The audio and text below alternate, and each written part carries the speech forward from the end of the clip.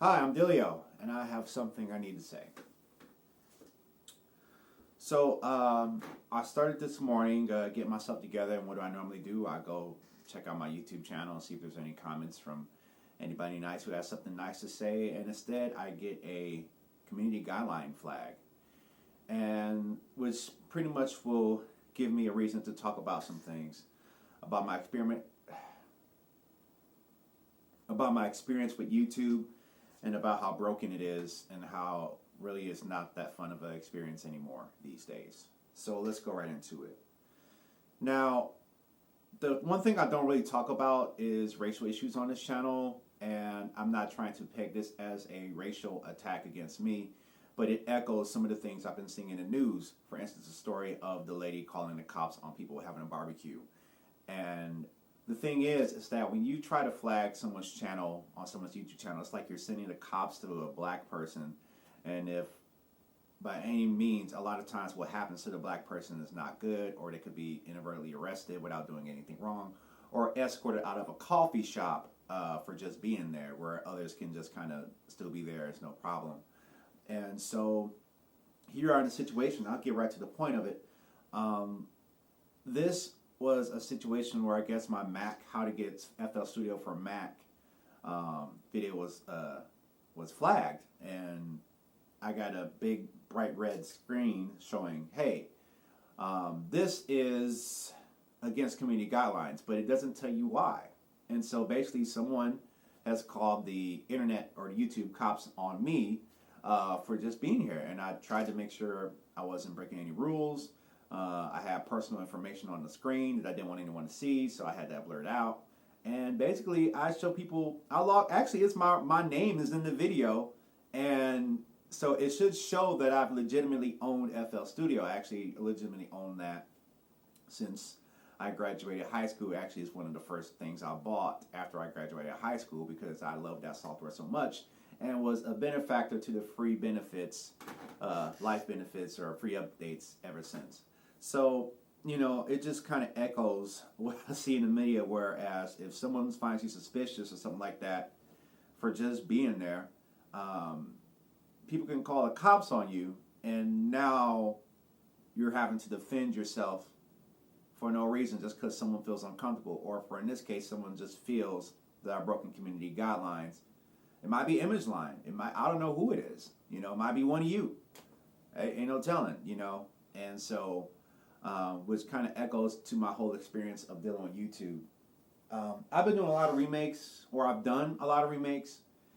And so, those remakes was a good way to get, I guess, search, because you guys weren't finding me on my own stuff. You were finding me because you liked a certain artist or you like to see beats made. So why not comment? Well, so why not combine the artists you search for seeing beats being made? Combine that, and that's probably how a lot of you recently, over the past few years, have found me on YouTube. And so while it was good, but just about every beat I've redone has had copyright information with it, or some copyright, oh, this is copyrighted content and stuff like that. And YouTube is a very interesting platform because if you do anything that has music or sound of another person or another major thing, they really try hard to crack down on it, right? But if you talk about Star Wars, or if you talk about X-Men, right, or Marvel, or Thanos and Infinity Stones, or feature clips from a movie, then it's critique, then it's review. But when you try to show people how music is made, now it's a copyright issue, you know. And so YouTube, for me, has been a very challenging platform because, one, I deal with music, and how else can I get to a brighter audience than doing covers? How do I get to a brighter audience than by doing content that people know?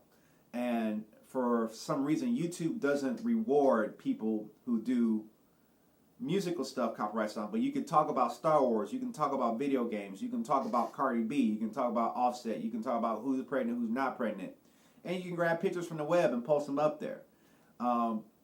But as soon as you touch one sample of audio of something that's already major or anything like that, boom, you get cracked down upon. Or if you try to talk about software legitimately and how to get software, you're trying to help people, then you get cracked down upon. So it's just a very interesting time right now, and it's just YouTube is a very tough place for musicians and artists, especially on the independent level. They try to do a lot of things to help those, but I guess if you don't fit a certain demographic or certain age, it feels like they just kind of don't care, which I've came to terms with for a long time, and I know that it's about building my own tribe and stuff like that. But the troll count has been going up higher. There's more people trying to do things to damage my experience on YouTube that gets getting comfortable. But I'm really just a regular guy. I don't really have anything, crazy going on. I'm just a guy here who loves to make music, who was fortunate enough to find a few pieces of equipment, put them together, and do something that I love and do something that I want to share with the world. And I felt like YouTube was a great platform to do it. But when it comes to the covering of other songs or talking about other people's content that's already major, when you're trying to kind of get yourself to a brighter audience, YouTube fights you tooth and nail. But and it wasn't always like that, but now I think because YouTube is definitely more focused on the investors and more focused on the culprit side versus the creator side, which is obvious. I mean, let's be honest with it. They're definitely intent on taking care of the investors first.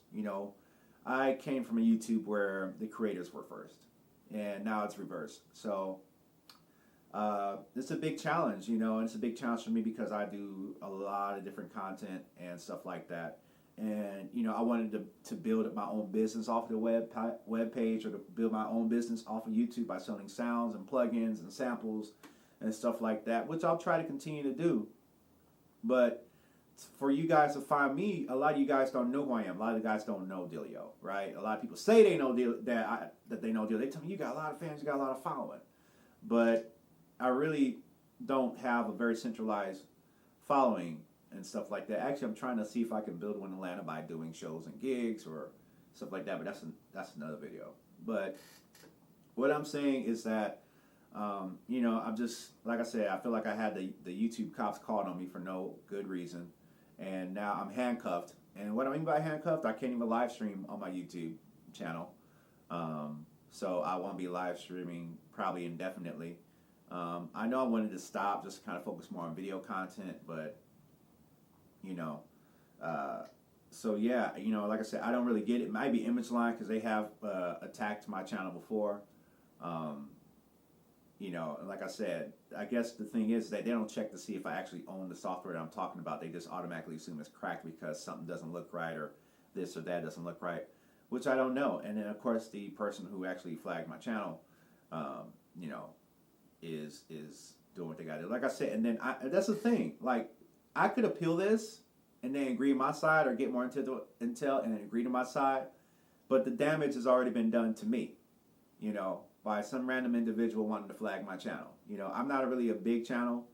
I'm a slowly growing channel, but but again, it's been kind of harder and harder to grow the channel or to feel incentive to keep making stuff when a lot of people don't really play nice, which is fine. I guess I get it. I learned about the internet a long time ago, back in middle school, back when I was on dial-up, and how cruel the place would be, and how you have to really emotionally attach yourself or detach yourself from the conduct of others who hide behind a screen name or hide behind a profile with no picture and spread off all their hate and stuff like that. So,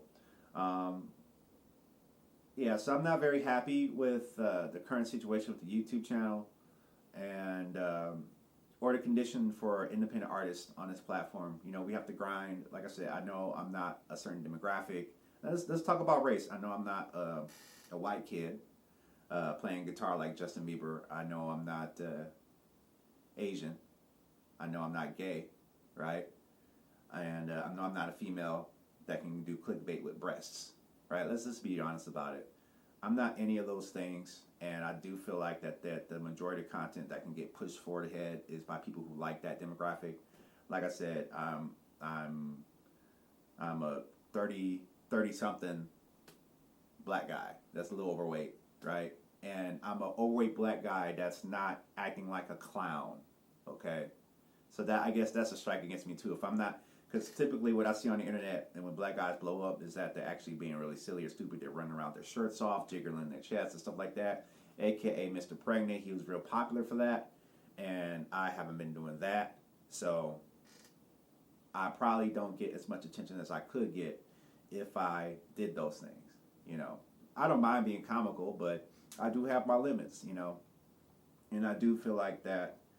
And it's just how it is. I think there's a cultural divide when it comes to YouTube and YouTube content. You know, there's, like I said, there's black people on YouTube, but I think in a whole there's more people of Caucasian descent on this platform, using this platform, who has access to this platform, that actually will support and share each other on that platform. Whereas I think in our culture, it's kind of harder for people to support other people in the community, African American community, black community, whatever you want to call it.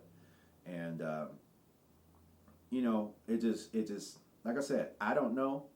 And you know, it's just really frustrating because I do a lot of videos and I work hard on a lot of videos, and I don't have a lot of family that watch my channel. I don't have a lot of personal friends that I know in real life that watches this channel. You know, I have a lot of people who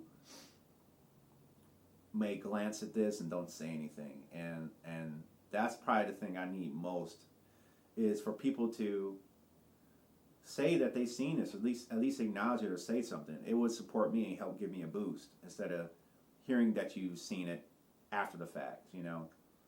And I have a lot of people. Actually, there's one person I can think of right now who I can ask if they've seen this video, and they will say no. And that person is someone I really would like them to be on their own, knowing about my videos and seeing it. But for whatever reason, nothing, you know. So it kind of makes me look at them like, really? And the sad part is there's more than one person like that I can think of. But anyway, so that's my YouTube rant. I was going to do an update about my album and what's going on with the YouTube channel, but I just thought I'd say this real quick and get this uploaded while I go take care of my chores for the day. And I'll be back, and I'll probably be in the doctor's office or something, so I'll be on my phone seeing your comments and maybe even replying. So, all right, y'all take care. Peace.